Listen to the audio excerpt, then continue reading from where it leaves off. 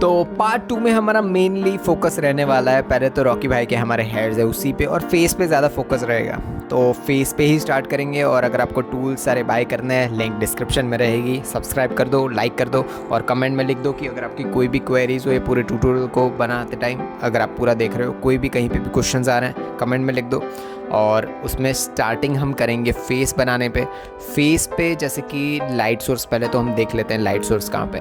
तो पहले हमने फर्स्ट पार्ट में जैसे हमने डिस्कस किया था कि लाइट सोर्स पहले तो पीछे से आ रहा है, फेस के पीछे से आ रहा है। दैन दूसरा light source left hand side part से आ रहा है। तो ऑफ कोर्स जो फेस वाला पार्ट है उस पर डायरेक्टली लाइट जहाँ जहाँ पे पड़ रही है वो एकदम वाइट कलर दिखने वाला है। और मैं हमेशा ये बताता हूँ कि कोई भी फेस का पार्ट ऐसा नहीं होता है जो कम्प्लीटली वाइट हो। तो स्किन कलर या फिर कोई भी स्किन जिस पे डायरेक्टली लाइट पड़ रही है वो कम्प्लीटली वाइट कभी भी नहीं होता है, उसमें थोड़ा बहुत कलर होता ही है।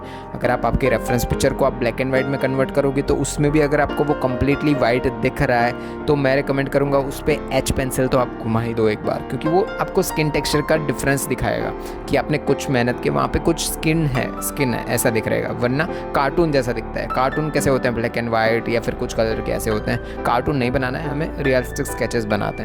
तो लाइट सोर्स देख लिया हमने।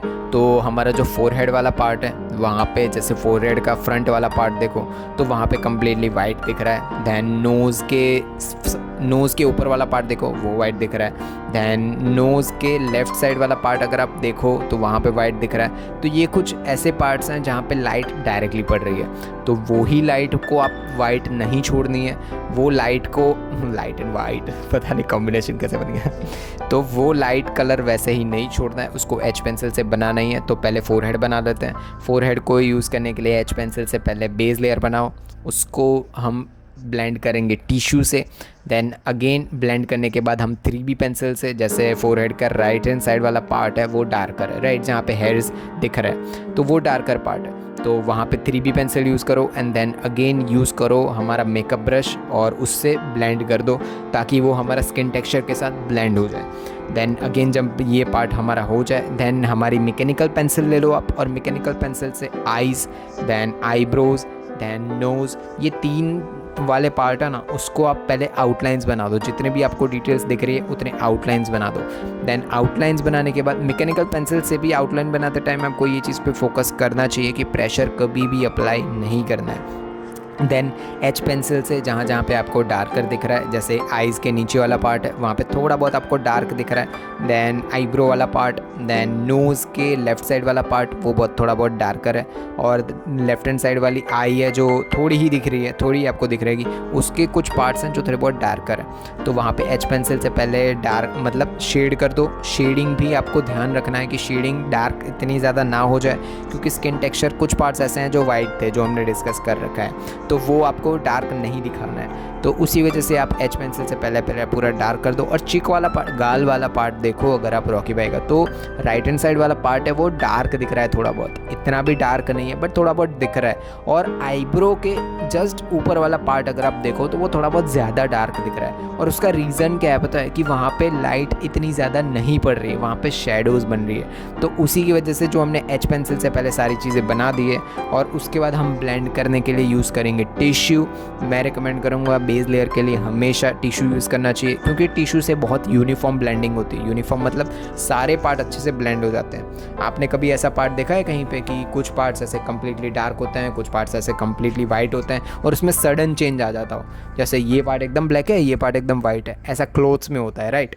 तो ऐसे हमें फेस पे कभी और स्किन टेक्सचर पे कभी भी नहीं करना है।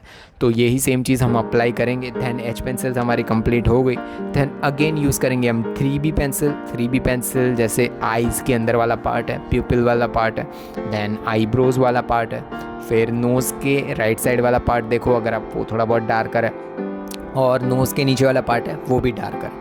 तो ये कुछ पार्ट्स ऐसे हैं जो डार्कर है थोड़ी बहुत। तो उसके ऊपर आप जैसे चिक वाला पार्ट, जैसे गाल के राइट साइड वाला पार्ट है वो थोड़ा बहुत डार्कर है, तो उसको ब्लेंड करने के लिए हमने यूज़ की 3B pencil.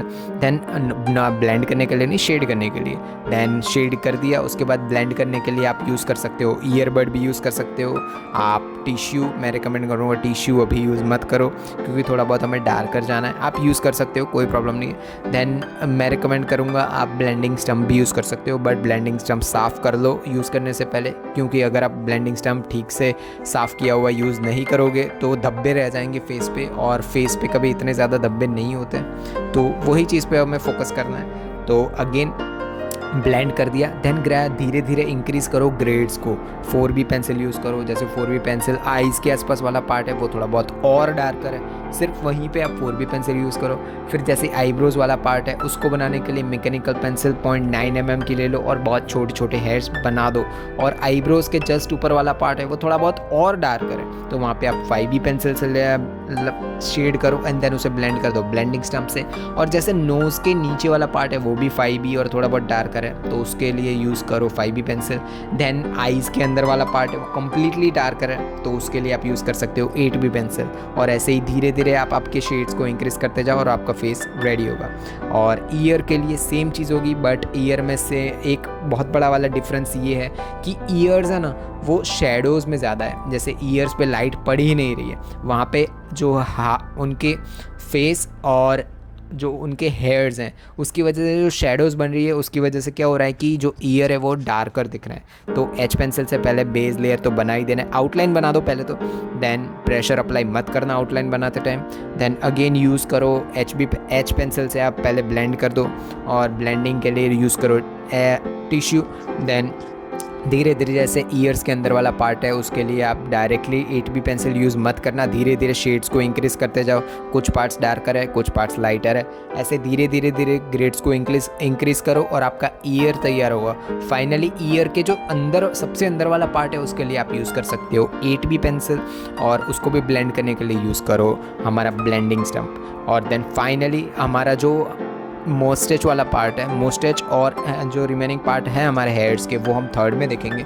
But right side वाले हेयर्स पे अगर आप फोकस करो तो वहाँ पे थोड़ी बहुत हाइलाइट्स, मतलब थोड़े बहुत हेयर्स ऐसे हैं जहाँ पे डिज़ाइन दिख रही होगी आपको, तो वो डिज़ाइन नहीं है, वो जो उन्होंने मतलब बना रखे, मतलब उनके हेयर्स हैं वो ही हैं बट डिफरेंट टाइप के हैं। तो मतलब हेयर स्टाइल ऐसे ही करवा रखी है उन्होंने, तो वही हेयर स्टाइल बनाने के लिए मैं यूज़ करूँगा, मैं रिकमेंड करूँगा charcoal pencil. Hard charcoal pencil से पहले हेयर्स बना दो, जैसे है वो डायरेक्शन में कुछ पार्ट्स ऐसे हैं जो कम्प्लीटली डार्क दिख रहे हैं, स्ट्रेट हेयर्स आपको कम्प्लीटली डार्क दिखेंगे, तो उसके लिए हार्ड चारकोल पेंसिल से स्ट्रेट हेयर बना दो।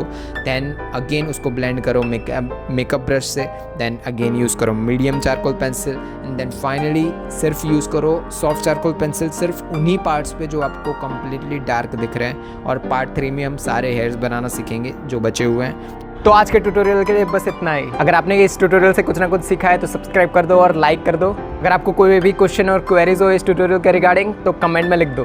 तब तक के लिए ध्यान रखो खुद का और जिनसे प्यार करते हो उनका भी। आपका चित्रकारिक दिन हो। टट्टूज।